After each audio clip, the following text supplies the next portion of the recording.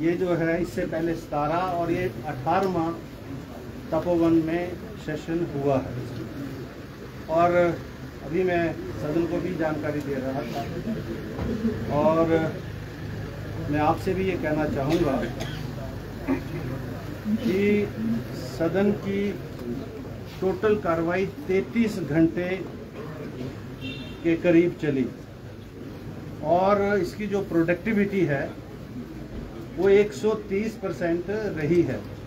यानी जो 5 दिनों में जो अलॉटेड टाइम था विधानसभा को, उससे ज़्यादा काम विधानसभा में हुआ है।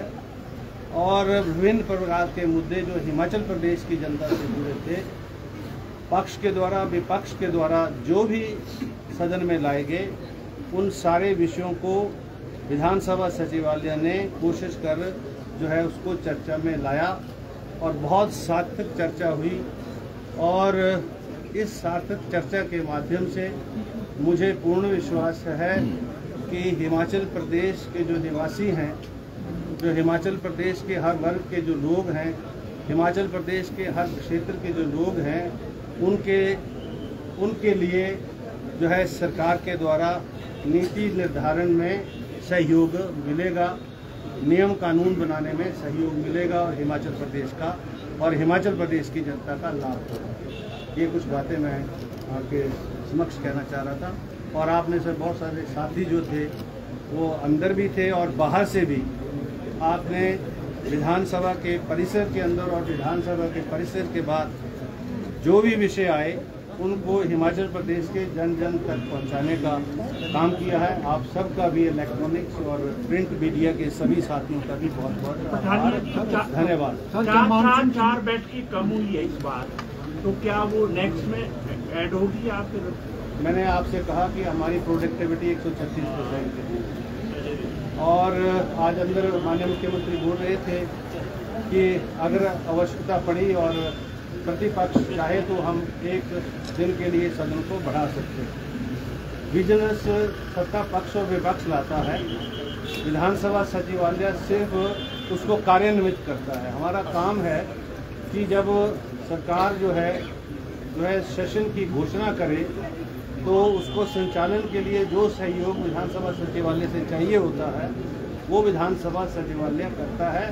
और जो भी प्रस्ताव आया था उसके मुताबिक हुआ है, कम बैठ के हुई है मैं मानता हूँ, और उसके लिए जो रूल है वो डेफर हुआ है। मुझे उम्मीद है कि अगले वर्ष जब अगला वित्तीय वर्ष आएगा, जब अगला 17 जनवरी से अब नया वर्ष शुरू होगा, तो उसमें अगले वर्ष में 35 सीटें मिनिमम होंगी और आवश्यकता पड़ी तो शायद इससे ज़्यादा देगी। विंटर सेशन ही होगा यहाँ या मानसून सत्र की तरफ विचार कर रहे हैं? यहाँ मैंने पहले भी कहा है, क्योंकि हमारा जो काउंसिल चैम्बर है वो बहुत पुराना ऐतिहासिक स्थल है और अब तो वो जो हेरिटेज बिल्डिंग है, कई प्रकार की वहाँ व्यवस्था में, वहाँ रिपेयर, रेस्टोरेशन, रेनोवेशन में, उन परिस्थितियों में भी इस भवन का इस्तेमाल हो सकता है। अन्य सेशन भी यहाँ हो सकते हैं और इसके अलावा भी जो है कोई हमारे पार्लियामेंट्री जो ट्रेनिंग के प्रोग्राम्स हैं वो भी आयोजित हो सकते हैं। युवाओं की संसद भी हो सकती है, महिलाओं की संसद भी हो सकती है, जैसे हमने बच्चों की विधानसभा शिमला में जून महीने में करवाई। तो इन सब विषयों के ऊपर हम सोच रहे हैं। बैठकें कम हुई, इसकी बड़ी वजह क्या है? अब मैंने पहले ये कहा कि जो है 31 हुई हैं, 31 कोई कम नहीं है।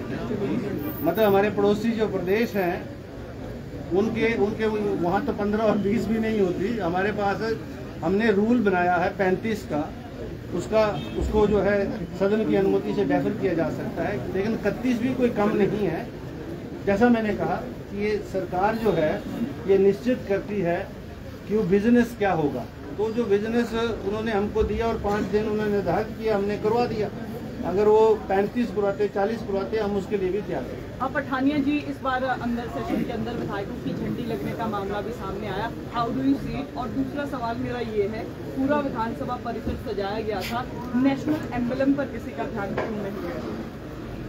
अब ये जो डिस्ट्रिक्ट फ्लैग की जो बात है वो विषय जो है पिछली 13वीं विधानसभा से चल रहा है और अभी जो लेटेस्ट जो उसमें मीटिंग हुई है उसमें हमने जो जनरल एडमिनिस्ट्रेशन डिपार्टमेंट है उनको हमने कहा कि इसको जल्दी से अधिसूचित करें। और आज भी सदन के अंदर माननीय मुख्यमंत्री जी ने जो औपचारिकताएं हैं उसको पूर्ण करने के बाद उसकी नोटिफिकेशन का विश्वास जो है यहाँ माननीय सदस्यों को दिलाया। बाकी जो नेशनल एम्बलम की बात आपने की है वो अब डिस्ट्रिक्ट प्रशासन के लोग हैं, जिलाधीश हैं, उनके माध्यम से, क्योंकि वो विधानसभा के इस परिसर को जो ये सजाया गया है वो उनके माध्यम से हुआ है, तो वो उनसे जानकारी ले लें आपकी क्यों नहीं हो पाया उनसे। पठानिया जी, सदन के दौरान जो है सदन की अवमानना की भी बात सामने आई है। जब जो है कैबिनेट बैठक चल रही थी, आपने भी नाराजगी जाहिर की। नहीं, सदन की अवमानना की बात नहीं है, लेकिन उसमें जब सदन चल रहा है तो स्वाभाविक रूप से जिस भी सामान्य सदस्य का और सरकार के किसी भी सामान्य मंत्री का कोई भी विषय विधानसभा के अंदर चर्चा के लिए लिस्टेड है और चर्चा उसके ऊपर हो रही है, तो अगर किसी वजह से कोई भी माननीय मंत्री जी हो, मुख्यमंत्री हो, उप मुख्यमंत्री हो या मान्य सदस्य हो, किसी वजह से वो उस दिन उपस्थित ना हो सके, किसी कारणवश ना हो सके, तो किसी को ऑथराइज किया जाता है। लेकिन ये मुझे लगता है कि मैसेज ये रहा होगा कि शायद विधानसभा की कार्रवाई जो है वो समाप्त हो चुकी है और वो मान्य जो मंत्री हैं उसमें उन्होंने वो थोड़ा कैजुअली लिया, इसलिए क्योंकि मुझे मेरा काम है सदन के जो नियम है, सदन की जो हमारी कार्यवाही जो चलती है उसके अनुरूप चले, तो मैंने इस विषय को वहाँ अंदर इंडिकेट किया और ये भी कहा कि मैं भविष्य में इस प्रकार से जो है वो जो है विधानसभा को जो है लाइटली ना लें। Thank you. आप सबको भी क्रिसमस की और नव वर्ष की बहुत बहुत शुभकामनाएं। Thank you very much.